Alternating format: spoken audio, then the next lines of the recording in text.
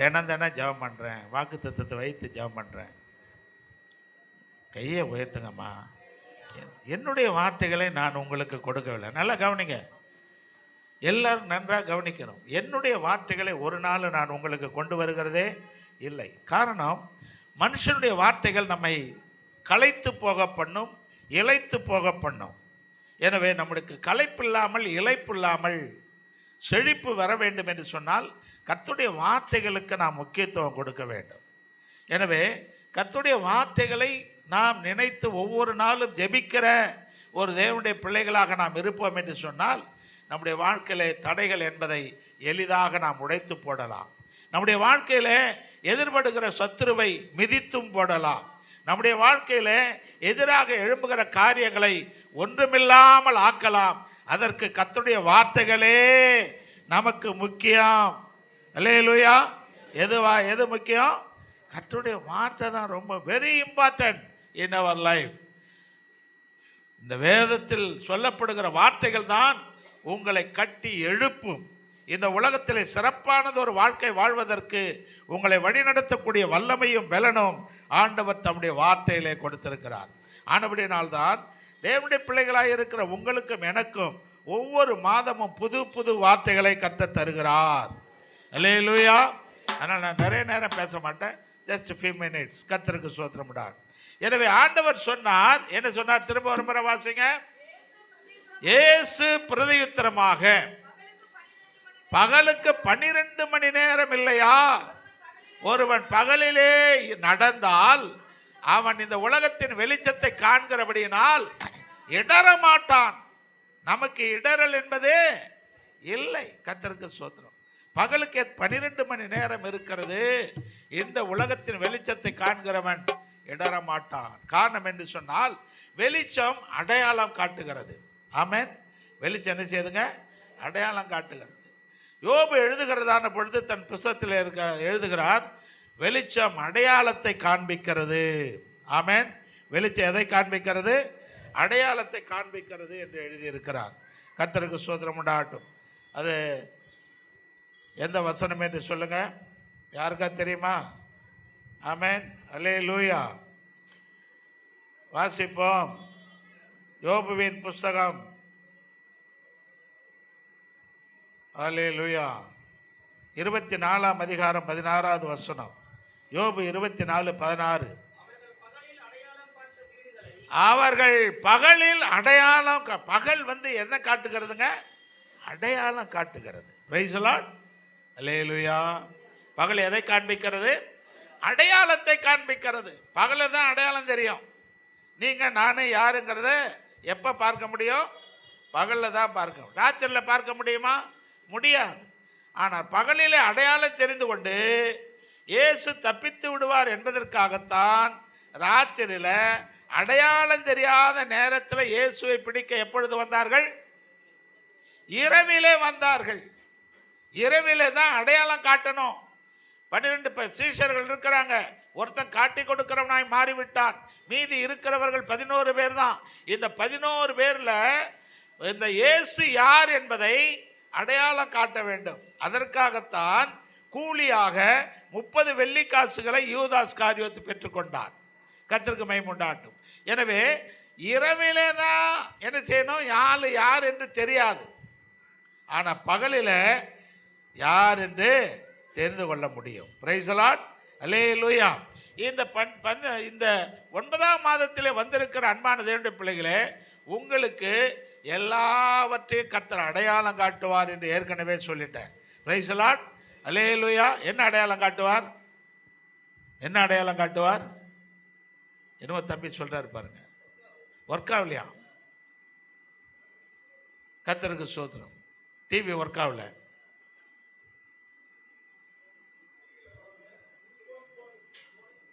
Phone. ஆண்டவர் பகலிலே தான் அடையாளம் காட்டுவார். கர்த்தருக்கு ஸ்தோத்திரம் உண்டாகட்டும்.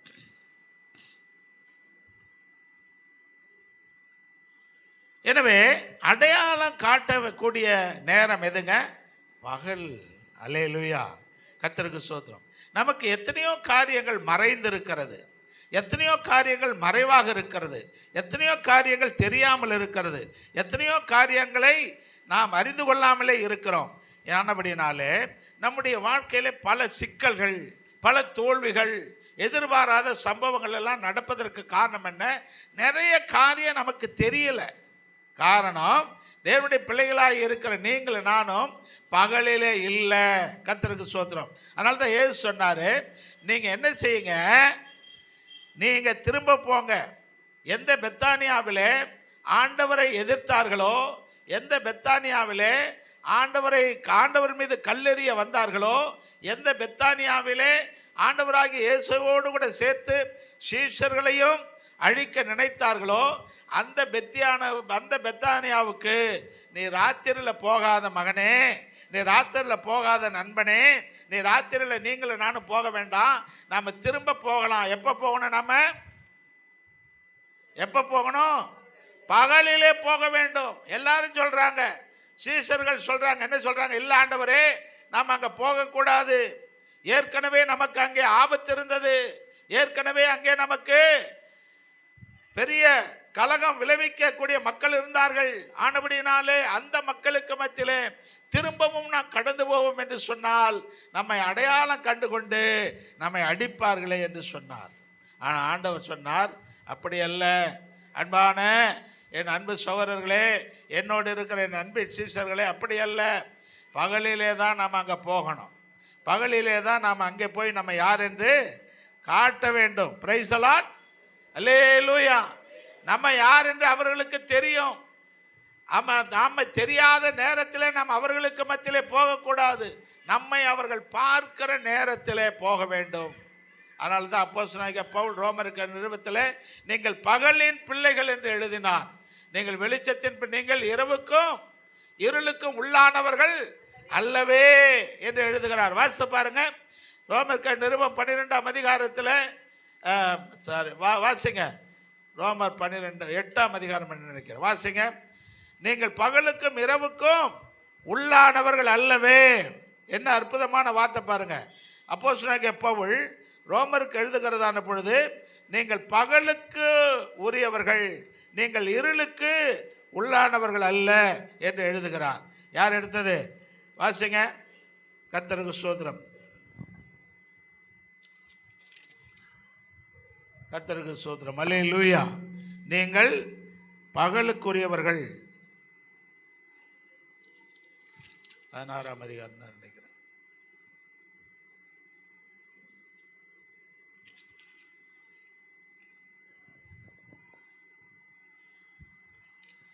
எடுக்கலையா? கண்டு கர்த்தருக்கு 12ஆம் அதிகாரம் 13ஆம் அதிகாரம் வாசித்து பாருங்க. அல்லேலூயா. 11ல இருந்து வாசிங்க. 13ஆம் அதிகாரம் 11ல இருந்து வாசிங்க. எழுந்திருக்கத்தக்க வேலையாயிற்று என்று நாம் காலத்தை அறிந்தவர்களாய் எப்படி நடக்க வேண்டும். நாம் விசுவாசிகளான போது ரட்சிப்பு சமீபமாய் இருந்ததை போர்க்கலும் அதிக சமீபமாய் இருக்கிறது.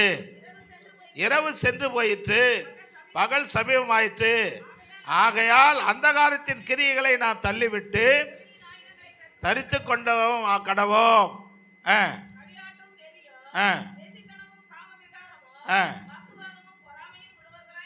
நடவாமல் பகலிலே நடக்கிறவர்களைப் போல சீராய், அல்லேலூயா, பகலிலே நடந்தால் சீராய் நடக்கலாம்.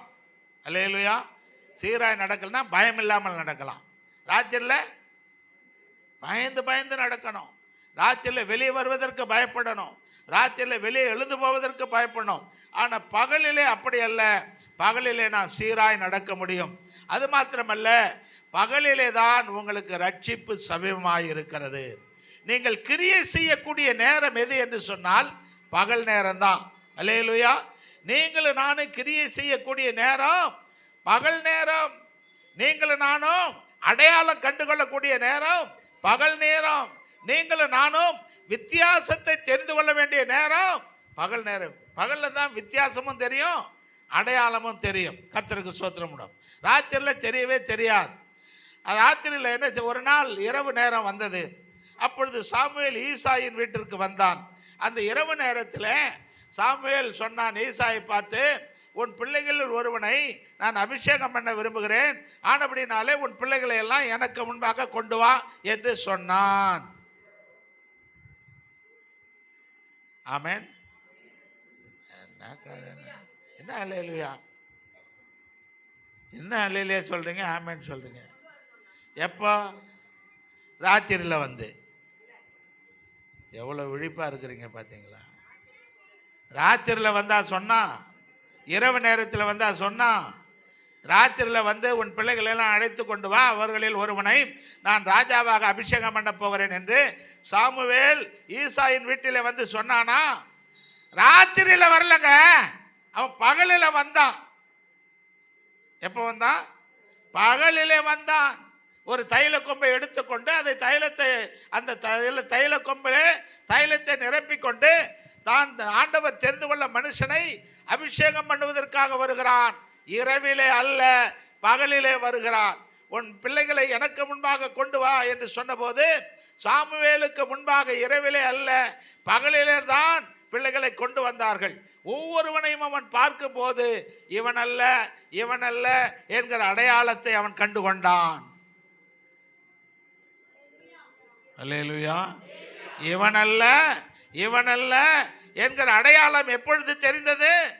பகல். அவன் காரணம், அவன் பார்க்குறான், முகத்தை பார்க்குறான், உடலை பார்க்குறான், எல்லாவற்றையும் பார்க்குறான். பகலில் தான் இதெல்லாம் தெரியும். ஆமென். உயரமாக இருக்கிறது, எப்படி ஆள் இருக்கிறான் என்பது. ஆனால் அவர்களில் ஒருவனையும் பார்க்க முடியவில்லை. கடைசியாக வேற யாரு? ஒருத்தர் இருக்கிறான்.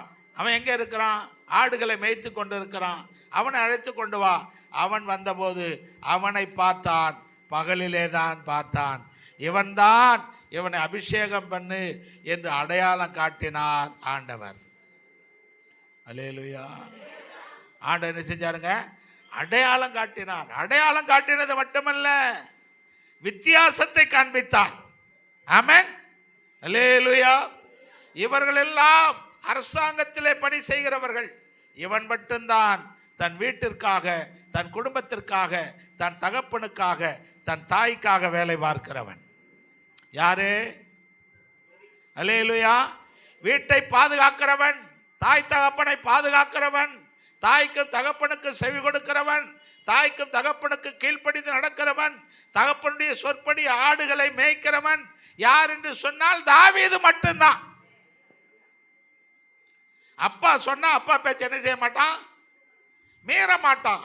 ஆனபடினால் தான் கர்த்தருடைய கண்கள் அரசாங்கத்திலே இருந்தவர்களை பார்க்கவில்லை, தகப்பனுக்காக, தாய்க்காக ஆடுகளை மேய்த்தவனை பார்த்தது. அல்லேலூயா. இன்றைக்கு வந்திருக்கிற அன்பான வாலிபர்களே, அன்பான சகோதர சகோதரிகளே, உங்களுக்கு கூட தாய் தகப்பன்மார்கள் இருப்பார்கள். நீங்கள் உங்கள் தகப்பனுக்கு தாய்க்கு எப்படிப்பட்டவர்களாக இருக்கிறீங்க? உங்கள் தகப்பனுக்கு தாய்க்கும் எப்படிப்பட்டவர்களாக இருக்கு? ஒரு நாள் ஒரு அம்மா ஃபோன் பண்ணாங்க எனக்கு. என்னம்மா?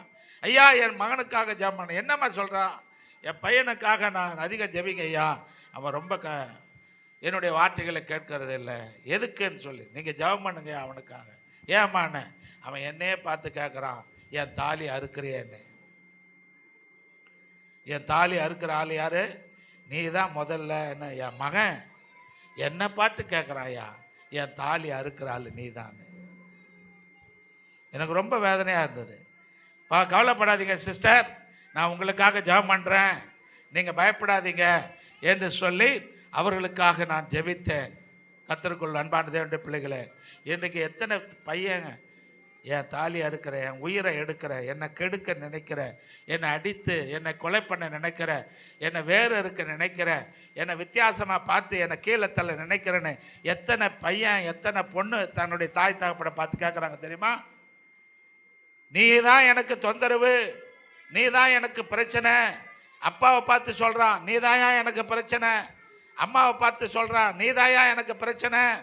நிறைய பிள்ளைகள் இருக்கிறாங்க உலகத்தில். இல்லாவிட்டால் அந்த சகோதரி அப்படி ஒரு ஃபோன் பண்ணி என்னிடத்தில் சொல்லியிருக்க மாட்டார்கள். கர்த்தருக்கு ஸ்தோத்திரம் உண்டாகட்டும். எனவே கர்த்தருக்குள் அன்பான தேவனுடைய பிள்ளைகளே, நிறைய பிள்ளைங்க இப்படி தான் இருக்கிறாங்க. ஆனால் இந்த தாவீது அப்படி அல்ல. இவன் தாவீது தகப்பனுக்கும் தாய்க்கும் கீழ்ப்படிந்தவன். ஆனபடினால்தான் சரியான அடையாளத்தை காண்பித்தார். இவன்தான் இவன் தகப்பனுக்கும் தாய்க்கும் செவி கொடுக்கிறவன். இவன் தன் வீட்டை விட்டு ஓடவில்லை, இவன் தன் வீட்டிலே இருக்கிறான்.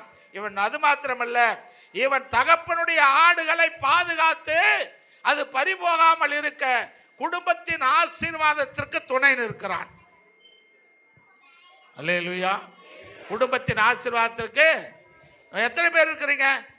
அன்பான சகோதரனே, ஒருவேளை எனக்கு 40 வயசு அப்பா அம்மா இருப்பாங்க, 40 வயசுக்கு மேலே ஆயிடுச்சு, 50 வயசு ஆயிடுச்சு, 50 வயசு ஆனவர்களுக்கு அப்பா அம்மா இருப்பாங்க. எத்தனை பேர் நீங்கள் உங்கள் தாய் தகப்பனுக்கு செவி கொடுக்குறீங்க? எத்தனை பேர் உங்கள் தாய் தகப்பனுடைய வார்த்தையை கேட்டு வீட்டின் ஆசீர்வாதத்திற்காக, குடும்ப ஆசீர்வாதத்திற்காக எத்தனை பிள்ளைகள் நீங்கள் உழைக்கிறீர்கள்? எத்தனை பிள்ளைகள் உங்களுடைய தகப்பனுடைய சந்தோஷத்தை, தாயின் சந்தோஷத்தை நிறைவேற்றுகிறீர்கள்? நிறைய பேர் எல்லாருமே ஒருவேளை வயசாக இருக்கலாம். உங்கள் அம்மா இருக்கிறாங்களா? சுகந்திக்கு 2 குழந்தை பிறந்து 2 பிள்ளைகளும் வயசுக்கு வந்து காலேஜ் படிக்கிறாங்க. ஆமேன். ஒரு பொண்ணு வேலைக்கே போகிறா, இப்போவும் அவங்க அம்மா இருக்கிறாங்க. அப்போ சுகந்தியும் யார் தான்? ஒரு குழந்தை தான். Praise the Lord. அல்லேலூயா. அப்போ சுகந்திக்கு கூட ஒரு பொறுப்பு இருக்கிறது, தன் தாயின் சந்தோஷத்தை நிறைவேற்றுகிற ஒரு பொறுப்பு. அல்லேலூயா. சத்தமா சொல்லுங்க அல்லேலூயா. அல்லேலூயா. பிரியா 2 குழந்தைகளை பெற்று நல்லா வளர்த்து எடுத்தாச்சு, அம்மா அப்பா இருக்கிறாங்க. அந்த பிரியா கூட குழந்தை தான், தாய்க்கு பிள்ளை தான். அந்த பிரியா கூட தகப்பனுக்கு தாய்க்கு என்ன செய்யணுங்க? தகப்பனுடைய தாயினுடைய சந்தோஷத்தை நிறைவேற்றணும். Praise the Lord. அல்லேலூயா. சத்தமா அல்லேலூயா சொல்லுங்க. நான் PhD டாக்டர் பட்டம் பெற்றுட்டேன், எனக்கு தனியாக கல்யாணம் முடிஞ்சிருச்சு, வீடு வந்துருச்சு, எனக்கு வேலை வந்துருச்சு, அதனால நான் என்ன செய்ய மாட்டேன், எங்கள் அம்மா வார்த்தையை கேட்க மாட்டேன் சொல்லக்கூடாது. காரணம், ஜோசு ஒரு பிள்ளை தான். அல்லேலூயா. அல்லேலூயா. எத்தனை காலங்கள் நீங்கள் உங்கள் தகப்பனுடைய தாயினுடைய சந்தோஷத்தை நிறைவேற்றுகிறவர்களாக இருக்கிறீர்களோ, எத்தனை காலங்கள் நீங்கள் உங்கள் குடும்பத்தின் ஆசீர்வாதத்திற்காக பாடுபடுகிறீர்களோ, எத்தனை காலங்கள் நீங்கள் உங்கள் தகப்பனுடைய ஆடுகளை பாதுகாக்கிறீர்களோ. தகப்பனுடைய ஆடுகளை பாதுகாத்தது யாரு? அல்லேலூயா. தாவீது. சிங்கம் வந்த போதும் தாவீது ஓடவில்லை, கரடி வந்த போதும் தாவீது ஓடவில்லை. தகப்பனுடைய ஆடுகளை தன்னுடைய ஆடுகளாக பாவித்து நடத்தினான். சத்தமா சொல்ல மாட்டேங்கிறேன். ஆமென். சிங்கமும் கரடி எப்ப வந்தது?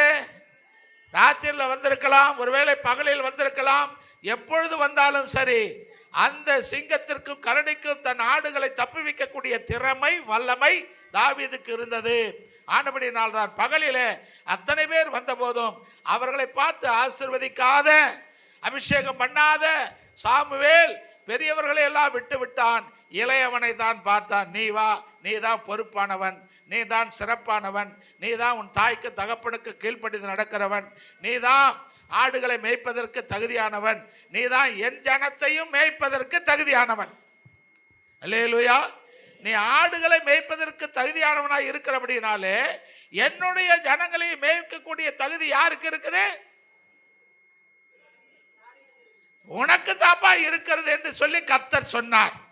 அல்லேலூயா. நீ உன் தகப்பனுக்கு கீழ்ப்படுகிறவன், அப்படியானால் நீ எனக்கும் கீழ்ப்படுகிறவன். நீ உன் தகப்பனுக்கு செவி கொடுக்கிறவன், அப்படியானால் எனக்கும் செவி கொடுக்கிறவன். அதனால தான் ஆண்டவராக சொன்னார், என் வார்த்தைக்கு, என் சொல்லுக்கு கீழ்ப்படிஞ்சு நீங்கள் எல்லாரும் என்ன செய்யுங்க, பெத்தானியாவுக்கு நீங்களும் நானும் எல்லாருமே போகலாம் வாங்கப்பான்னு சொன்னார். ஆமென். கர்த்தருடைய வார்த்தை சொன்னது இவன்தான். கர்த்தருடைய வார்த்தை சொன்னது, வாங்கள் போகலாம், வாருங்கள் போகலாம். எங்கே போகலாம்? பெத்தானியாவுக்கு போகலாம். ஆமென். சங்கீதங்களின் புத்தகம் 19ஆம் சங்கீதம் 2வது வசனம் சொல்லுகிறது. 19:2 வாசிங்க, சீக்கிரம் வாசிங்க. பகலுக்கு பகல் வார்த்தைகளை பொழிகிறது. பகலுக்கு பகல் வார்த்தைகளை பொழிகிறது, இரவுக்கு இரவு அறிவை தெரிவிக்கிறது. அடுத்தது, அவைகளுக்கு பேச்சும் இல்லை, வார்த்தையும் இல்லை, அவைகளின் சத்தம் கேட்கப்படுவதும் இல்லை. ஆயிலும் அவைகளின் சத்தம் பூமி எங்கும், அவைகளின் வசனங்கள் பூவுலகின் கடைசி வரைக்கும் செல்லுகின்றன. அவைகளில் சூரியனுக்கு ஆயிலும் அவைகள் சத்த பாதை. அடுத்த வசனம் வாசிங்க. அது தன் மணவரிலிருந்து புறப்படுகிற மணவாளனை போல இருக்கிறது, பராக்கிரமசாலியை போல் தன் பாதையில் ஓட மகிழ்ச்சியா இருக்கிறது. அல்லேலூயா. பகல் ஆரம்பிக்கும் போது அது எப்படி ஆரம்பிக்கிறது? எப்படி ஆரம்பிக்கிறது? தன் பாதையில் ஓடுவதற்கு மகிழ்ச்சியாய் தன் ஓட்டத்தை ஆரம்பிக்கிறது. ஆமென். சூரியன் உதிக்கும் போது தன் ஓட்டத்தை தான் தனக்கு இருக்கிறதான நேரத்தை, அந்த 12 மணி நேர அந்த பகல் நேரத்தை ஆளுவதற்கு சூரியன் எப்படி புறப்படுகிறது? அல்லேலூயா. என் அன்பான சகோதரனே சகோதரியே, ஒவ்வொரு நாளும் நீங்கள் உங்கள் படுக்கையை விட்டு எழுந்திருக்கிறதான பொழுது அந்த நாளிலே மகிழ்ச்சியாய் ஓடுவதற்கு ஆயத்தமாக இருக்கிறீர்களா? அல்லேலூயா. மகிழ்ச்சியாய் ஓட ஆயத்தமாக இருக்கிறது மட்டும் பராக்கிரமசாலியை போல. அல்லேலூயா. பகலிலே கர்த்தருடைய வார்த்தைகளை கேட்டு நடக்கிறவன் பகலிலே பராக்கிரமசாலியாய் இருப்பான். அல்லேலூயா. இரவிலேயே நீ உன் வீரத்தை காண்பித்து உன் களஞ்சியத்தில் இருக்கிறதான இந்த கோதுமையை சேர்த்து உன் அம்பாரத்திலே சேர்த்து உன் வீட்டிற்கு உனக்கும் ஆகாரம் உண்டாக்க நினைப்பாயானால், அன்பான மகனே கிதியோனே, இரவிலே உன் பராக்கிரமத்தை காட்டாதே. நீ வா, நீ உன்னுடைய பராக்கிரமத்தை பகலிலேயும் காட்ட வேண்டும் என்று சொல்லி கிதியோனை கர்த்தர் அழைத்தார். அல்லேலூயா. பராக்கிரமசாலியே, கர்த்தர் உன்னோடு, நீ இரவுக்குள்ளவன் அல்ல, நீ இரவிலே போரடிக்கிறவன் அல்ல, பகலிலேயும் உன்னை பார்த்து பயப்படுகிறவர்கள் உலகத்திலே இருக்கிறார்கள். அல்லேலூயா. பகலிலேயும் உன்னை கண்டு அஞ்சுகிறவர்களை நான் வைத்திருக்கிறேன். நீ தான் ஜெயிக்க போகிறாய். இரவுக்குள்ளானவன் அல்ல நீ, இரவிலே போரடிக்கிறவன் அல்ல நீ, இரவிலே வேலை பார்க்கிறவன் அல்ல நீ, இரவிலே நீ படுத்து கிடக்கிறவன் அல்ல. பகலிலேயும் உன் வீரம் தெரிய வேண்டும், பகலிலேயும் உன் பராக்கிரமம் தெரிய வேண்டும், பகலிலேயும் உன் வார்த்தைகளை ஜனங்கள் கேட்க வேண்டும். ஆனபடியினால் கிதியோனே வெளியே வா என்று கர்த்தர் கிதியோனை அழைத்து கொண்டு வந்தார். அல்லேலூயா. ஆண்டவராக இயேசு கிறிஸ்து சீஷர்களை அப்படித்தான் அழைத்தார். நீங்கள் இரவுக்குள்ளானவர்கள் அல்ல, நீங்கள் பகலுக்குரியவர்கள், நீங்கள் பகலின் பிள்ளைகள், நீங்கள் வெளிச்சத்தை கொடுக்கிறவர்கள். ஆனபடியினால் நான் சொல்லுகிற வார்த்தையை சுமந்து செல்லுங்கள். பகலுக்கு பகல் வார்த்தைகளை என்ன செய்கிறதா? பொழிகிறது. அல்லேலூயா. பகலுக்கு பகல் வார்த்தைகளை பேசுகிறதா? அப்படியானால் தேவனுடைய பிள்ளைகளாக இருக்கிற உங்களையும் என்னை கர்த்தர் பார்த்து சொன்னார், நீங்கள் உலகத்திற்கு வெளிச்சமாய் இருக்கிறீர்கள். அல்லேலூயா. கர்த்தர் நம்மை பகலின் பிள்ளைகளாய் பகலிலேயும் வெளிச்சம் கொடுக்கிற பிள்ளைகளாக இருக்க கர்த்தர் நம்மை தெரிந்து கொண்டபடியினாலே நீங்கள் இந்த உலகத்திற்கு வெளிச்சம் கொடுக்கிறவர்கள். ஆனபடினால் நீங்கள் வாருங்கள், நான் உங்களை அனுப்புகிறேன். அல்லேலூயா. இந்த பகல் பராக்கிரமை கர்த்தருடைய வார்த்தைகளை கேட்டு செயல்படுகிறவன் பகலை போல் இருக்கிறான். பகலை போல் மட்டுமல்ல, பராக்கிரமசாலியாய் இருக்கிறான். பராக்கிரமசாலியாய் மட்டுமல்ல, மகிழ்ச்சியோடு தன் ஓட்டத்தை ஆரம்பிக்கிறான். அவன் துக்கமாக இருப்பதில்லை, அவன் துயரத்தோடு இருப்பதில்லை, அவன் வேதனையோடு இருப்பதில்லை, அவன் வியாதியோடு இருப்பதில்லை, அவன் விரக்தியோடு இருப்பதில்லை, அவன் போராடி கொண்டு இருப்பதில்லை. தன் வாழ்க்கைக்காக போராடி கொண்டு இருக்க மாட்டான். பகலிலே நடக்கிறவன் எல்லாவற்றையும் அடையாளம் காண்கிறபடியினால், எல்லாவற்றையும் வித்தியாசம் காண்கிறபடியினால் அவனுடைய ஓட்டம் தெளிவாய் இருக்கும். அல்லேலூயா. அப்படியானால் இந்த 9ஆம் மாதத்தில் வந்திருக்கிற உங்களுடைய ஓட்டம் எப்படி இருக்குங்க? தெளிவாய் இருக்கும். ஆமென். இருளிலே ஓடுகிறவன் தான் இடறி விழுவான், ஆனால் பகலிலே நடக்கிறவன் இடற மாட்டான் என்று இயேசு சொன்னார். அப்படியானால் நீங்களும் நானும் பகலிலே இடறி போவதே இல்லை. பகல் நமக்கு இடரை கொண்டு வராது. கர்த்தர் சொன்னார், எசேக்கியேலை பார்த்து சொன்னார், எசேக்கியேலே நீ எழுந்து வா, உன்னை நான் இந்த ஜனங்களுக்கு மத்தியில் நடத்த விரும்புகிறேன் என்று சொல்லி எசேக்கியேலை கர்த்தர் அழைத்தார். அல்லேலூயா. எப்படி அழைத்தார்? அவனை பார்த்து சொன்னார், நீ இந்த ஜனங்களுக்கு மத்தியிலே ஒரு அடையாளமாக இருக்க வேண்டும். அல்லேலூயா. என்ன செய்ய வேண்டும்? இந்த ஜனங்களுக்கு மத்தியிலே உன்னை அடையாளமாக்கினேன். வாசிங்கள் எசேக்கியேலின் புத்தகம் 12ஆம் அதிகாரம் 6வது வசனம்.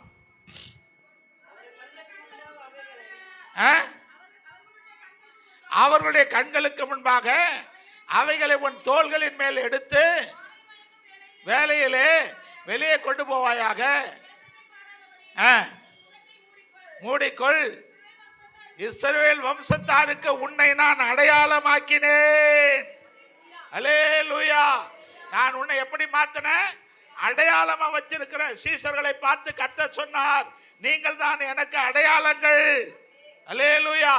11ஆம் அதிகாரத்திலே பெத்தானியாவுக்கு வா என்று சொன்ன ஆண்டவர் 9ஆம் அதிகாரத்திலே யோவான் எழுதின சுவிசேஷத்திலே சொல்லுகிறதான பொழுது, நான் பகல் காலம் இருக்க மட்டும்தான் நான் உங்களோடு கூட இருப்பேன். ஆனபடினாலே நான் இருக்கும் போதே நீங்கள் கிரியை செய்கிறவர்களாய் மாற வேண்டும். நான் இருக்கும் போதே நீங்கள் கிரியை செய்கிறவர்களாய் மாற வேண்டும். நான் இல்லாதப்ப நீ எப்படி கிரியை செய்வ? நீ கிரியை செய்கிறதை நான் பார்க்க வேண்டும். நீ பயப்படாது இருக்கிறதை நான் பார்க்க வேண்டும். நீ பராக்கிரமசாலியாய் ஓடுகிறதை நான் பார்க்க வேண்டும். யார் நினைத்தது? யார் நினைச்சா? இயேசு நினைத்தார். என்ன நினைச்சார்? சீஷர்களை, நான் இருக்கும் போதே நீ பராக்கிரமசாலியை போல ஓடணும். நான் இருக்கும் போதே நீ பகலில் அடையாளமா இருக்கணும். நான் இருக்கும் போதே நீ அற்புதங்களை செய்யணும். நான் இருக்கும் போதே இந்த உலகத்திற்கு நீ பயப்படக்கூடாது. நான் இருக்கும் போதே இந்த உலகத்திலே உன்னை அற்புத சாட்சியாக நான் பார்க்க விரும்புகிறேன், உங்களை பார்க்க விரும்புகிறேன். ஆனபடினால் வாங்க வாங்க, நீ இடற மாட்ட, நீ தவறி போக மாட்ட, வாப்பா, நான் உன்னை இடறி போக விட மாட்டேன், என்னோடு கூட வாருங்கள் என்று அழைத்து கொண்டு போனார் இயேசு. அல்லேலூயா. அவர் சொன்னார், நான் இருக்கும் போதே நீ சாட்சியா இருக்கணும்ப்பா. இயேசு என்ன சொன்னார்? நான் இருக்கும் போதே நீங்க சாட்சியா இருக்கிறத நான் பார்க்கணும். நான் இருக்கும் போதே நீங்க அற்புதம் செய்கிறத நான் பார்க்கணும். நான் இருக்கும் போதே நீ பராக்கிரமசாலியா இருக்கிறத நான் பார்க்கணும். நான் இருக்கும் போதே இந்த ஜனங்களுக்கு நீ அடையாளமா இருக்கிறத நான் பார்க்கணும். யார் விரும்பினது? இயேசு விரும்பினார். சீஷர்களை பார்த்து மட்டுமல்ல, உங்களை பார்த்து ஆண்டவர், இது கிருபையின் காலம். இந்த கிருபையின் காலத்திலேயே, நீங்கள் இருக்கிற காலத்திலேயே நீங்கள் அடையாளமாக இருக்க வேண்டும். நீங்கள் பராக்கிரமசாலிகளாக இருக்க வேண்டும். நீங்கள் அற்புதங்களாக இருக்க வேண்டும். நீங்கள் மகிழ்ச்சியாக இருக்க வேண்டும். நான் சொல்றேன் ஒவ்வொரு வார்த்தையும் அடி வயிற்றிலிருந்து சொல்றேன். எங்கிருந்து சொல்றேன்? அடி வயிற்று, உள்ளத்தின் ஆழத்திலிருந்து வருகிறது இந்த வார்த்தைகள். வெறும் வார்த்தைகளை நான் சொல்லலை, என் உள்ளத்தின் ஆழத்திலிருந்து சொல்கிறேன். நீங்கள் இருக்கிற காலத்திலேயே உங்கள் பிள்ளைகளுக்கு முன்பாக நீங்கள் பராக்கிரமசாலிகளாய் நடக்கணும். நீங்கள் இருக்கிற காலத்திலேயே உங்கள் பிள்ளைகளுக்கு முன்பாக நீங்கள் மகிழ்ச்சியாக இருக்க வேண்டும். நீங்கள் இருக்கிற காலத்திலேயே உங்கள் பிள்ளைகளுக்கு முன்பாக, இந்த உலகத்திற்கு முன்பாக சாட்சிகளாய் இருக்க வேண்டும். நீங்கள் இருக்கிற காலத்திலேயே இந்த உலகத்திற்கு முன்பாக அடையாளங்களாக இருக்க வேண்டும். அதுக்காக தான் ஆண்டவர் சொன்னார். சும்மா சொல்லல. அந்த 9ஆம் அதிகாரம் 11ஆம் அதிகாரம் 9வது வசனத்தை கர்த்தர் சும்மா சொல்லல. இயேசு சும்மா சொல்லல. நான் உன்னை அடையாளமாக, அற்புதமாக, பராக்கிரமசாலியாக வைக்க போகிறேன் வான்னு சொன்னார். சரி, இப்போ எசேக்கியேல் புத்தகம் போவோம். 12ஆம் அதிகாரம் 1வது வசனத்தை வாசிங்க. கர்த்தருடைய வார்த்தை எனக்கு உண்டாகி, அவர், மனுபுத்திரனே, நீ யாருக்கு மத்தியில இருக்கிற? ஹலோ எசேக்கியேலே, எசேக்கியேல் தீர்க்கதரிசியே, கர்த்தருடைய பிள்ளையே, கர்த்தருடைய நாமத்தை தரித்து கொண்டு இருக்கிறவர்களே, கர்த்தருக்கு சாட்சியாக இருக்கும்படி அழைக்கப்பட்டவர்களே, கர்த்தருடைய மகிமையை தெரிவிக்கும்படி இயேசு கிறிஸ்துவின் ரத்தத்தினால் கழுவப்பட்டவர்களே, நீங்கள் இந்த உலகத்தில் யாருக்கு மத்தியில் இருக்கிறீங்க? கலக வீட்டாருக்கு மத்தியில். உங்களை பார்க்கும்போது ஒன்று பேசுவாங்க, உங்களை பார்க்காதப்ப ஒன்று பேசுவாங்க. நீங்கள் பார்க்கும்போது சிரிப்பாங்க, நீங்கள் பார்க்காதப்ப முறைப்பாங்க. நீங்கள் பார்க்கும்போது வாழ்த்துவாங்க, நீங்கள் பார்க்காதப்ப காரி துப்புவாங்க. Price the Lord. நீங்கள் பார்க்கும்போது வாழ்த்துவாங்க, பார்க்காதப்ப காரி துப்புவாங்க. இதுதான் உலகம், கலக வீட்டா. கர்த்தருக்கு ஸ்தோத்திரம். அடுத்து வாசிமா. ஆமென், அல்லேலூயா. அவர் எப்படி இருக்கிறாங்க? காண்கிற கண்கள் இருந்தும் காணாமல் போகிறார்கள். ஆமா, கேட்பதற்கு அவர்களுக்கு காதுகள் இருந்தும் கேளாமல் போகிறார்கள். அவர்கள் கலக வீட்டார். இப்போது மனுபுத்திரனே பரதேசம் போகும்படி பிரயாண சாமான்களை ஆயத்தப்படுத்தி பகற்காலத்திலே அவர்கள் கண்களுக்கு முன்பாக பிரயாணப்பட்டு ஒரு ஸ்தலத்தை விட்டு வேறு ஸ்தலத்துக்கு அவருடைய கண்களுக்கு முன்பாக புறப்பட்டு போ. அவர்கள் கலக வீட்டாரான போதிலும் ஒருவேளை சிந்தித்து உணர்வார்கள். அல்லேலூயா. அவர்கள் கலக வீட்டுக்காரங்க தான், கலகம் பண்றவங்க தான், எதிர்த்து பேசுகிறவர்கள் தான், பொல்லாதவர்கள் தான், அவர்கள் உனக்கு விரோதமாக சிந்திக்கிறவர்கள் தான், அவர்கள் உனக்கு விரோதமாக பேசுகிறவர்கள் தான். ஆனாலும் நீ அவர்களுக்கு முன்பாக நடந்து காட்டு. அல்லேலூயா. அவர்களுக்கு முன்பாக நீ வெளியே வா, அவர்களுக்கு முன்பாக என்னை கிரியை செய், அவர்களுக்கு முன்பாக உன்னை வெளிப்படுத்து, அவர்களுக்கு முன்பாக நீ யார் என்பதை தெரியப்படுத்து.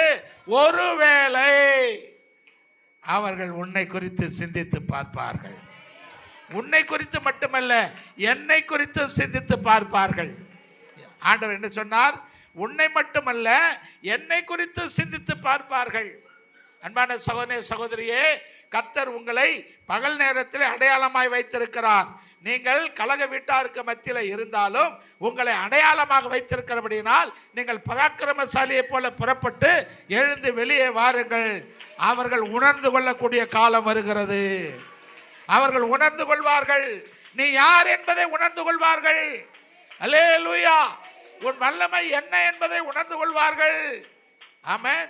நீ தீர்க்கதரிசி தான் என்பதையும், நீ கர்த்தருடைய ஊழியக்காரன் தான் என்பதையும், நீ கர்த்தருடைய பிள்ளை தான் என்பதையும் நீ வெளியில வா, வந்து அவர்களுக்கு காட்டு. அவர்கள் உணர்ந்து கொள்வார்கள். அல்லேலூயா. சத்தமா அல்லேலூயா சொல்லுங்க. இந்த 9ஆம் மாதத்தில் வந்திருக்கிற அன்பு சகோதரனே, சகோதரியே, இந்த வெளிச்சத்தில் பகல் நேரத்தில் நீங்க வெளியே வாங்க.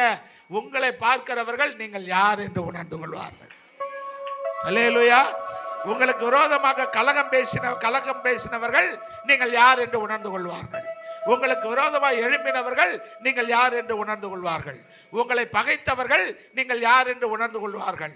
உங்களை சீ என்று இகழ்ந்தவர்கள் நீங்கள் யார் என்று அறிந்து கொள்வார்கள். அல்லேலூயா. அல்லேலூயா. அதனாலதான் இந்த மாதத்தை கர்த்தர் கொடுத்திருக்கிறார். நீங்க யார் என்று காட்டுறதுக்காக இந்த மாதத்தை கர்த்தர் கொடுத்திருக்கிறார். நீங்கள் யார் என்று வெளிப்படுத்துவதற்காக இந்த மாதத்தை கர்த்தர் கொடுத்திருக்கிறார். எனவே இந்த மாதத்தில் நீங்கள் இடறி போவதே இல்லை. அல்லேலூயா. இந்த மாதத்தில் நீங்க என்ன செய்ய மாட்டீங்க? இடறி போக மாட்டீங்க. இந்த மாதத்திலே தான் நீங்கள் கர்த்தருடைய வார்த்தைகளை கேட்டு கர்த்தருக்கு அடையாளமாக இருக்க போகிறீர்கள், கர்த்தருக்கு சாட்சியாக இருக்க போகிறீர்கள், கர்த்தருக்கென்று பராக்கிரமசாலிகளாய் இருக்க போகிறீர்கள், கர்த்தருக்கென்று நீங்கள் மகிழ்ச்சியாய் நடக்க போகிறீர்கள். கர்த்தருக்கென்று நீங்க எப்படி நடக்க போறீங்க?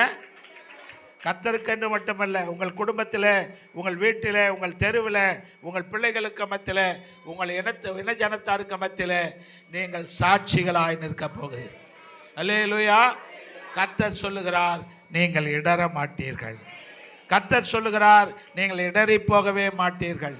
கர்த்தர் சொல்லுகிறார், நீங்கள் தவறி போக மாட்டீர்கள். கர்த்தர் சொல்லுகிறார், நீங்கள் அழிந்து போக மாட்டீர்கள். கர்த்தர் சொல்லுகிறார், நீங்கள் ஜீவனுள்ள சாட்சிகளாய் கர்த்தருக்கென்று பிரகாசிப்பீர்கள். அல்லேலூயா. எழுந்து நிற்கலாம். டக்குன்னு எழுந்து.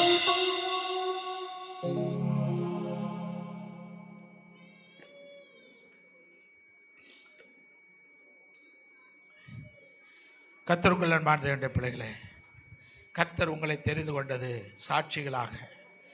நீங்கள் உங்கள் தகப்பனுடைய வேலையை செய்யும் போது, நீங்கள் உங்கள் தகப்பனுக்காக, உங்கள் தாய்க்காக நீங்கள் கிரியை செய்கிறதான பொழுது, கர்த்தர் உங்களை ஆடுகளுக்கு பின்னாலே அல்ல, உங்களுக்கு பின்னாலே மனுஷர்களை கர்த்தர் கொண்டு வருவார். ஆமென். முதல்ல தாவீது எதுக்கு பின்னால ஓடிக்கிட்டு இருந்தான்? ஆடுகளுக்கு பின்னால. கர்த்தர் அவனை அபிஷேகம் பண்ணின பிற்பாடு மனுஷர்களை கர்த்தர் தாவீதுக்கு பின்னாலே ஓடும்படி செய்தார். அல்லேலூயா. மனுஷர்கள் யாருக்கு பின்னாலே ஓடி வந்தார்கள்? தாவீதுக்கு பின்னாலே ஓடி வந்தார்கள். வந்தார்களா இல்லையா? ஆமென். வந்தார்கள். சாமுவேலின் புஸ்தகத்தை வாசித்து பாருங்க. ஒருவேளை தாவீதோடு வந்தவர்கள் ஏழைகளாக இருந்திருக்கலாம், ஆனால் அவர்கள் கோழைகளாக இருக்கவில்லை. Praise the Lord. அல்லேலூயா. அதனால நமக்கு நீங்களும் ஆண்டவருக்கு என்று உங்களை அர்ப்பணித்து நீங்கள் சாட்சிகளாக இருக்கும் போது உங்களுக்கு பின்னாலேயும் கர்த்தர் மனுஷர்களை அனுப்புவார். அல்லேலூயா. உங்களுக்கு பின்னாலே வீரர்களை கர்த்தர் கொண்டு வருவார். உங்களுக்கு பின்னாலே கர்த்தர் அதிபதிகளை கொண்டு வருவார். உங்களுக்கு பின்னாலே உங்களுக்காக யுத்தம் பண்ணுகிறவர்களை கொண்டு வருவார். உங்களுக்கு பின்னாலே உங்களுக்கென்று நிற்கிறவர்களை கர்த்தர் கொண்டு வருவார். அல்லேலூயா. அதற்காகவே இந்த மாதம் கொடுக்கப்பட்டிருக்கிறது. கர்த்தரை நோக்கி பாருங்க. எல்லாம் கர்த்தரை நோக்கி பாருங்க. கண்களை போடுங்க.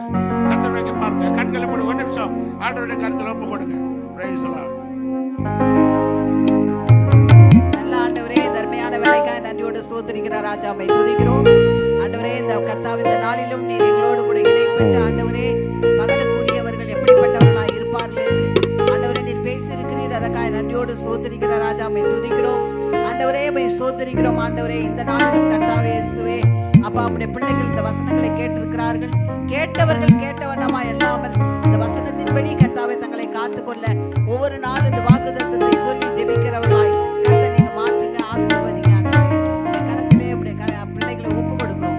ஆசீர்வதித்து காத்துக்கொள்ளும் இயேசுவின் நாமத்தில் பிதாவே. பாடலை பாடும்போது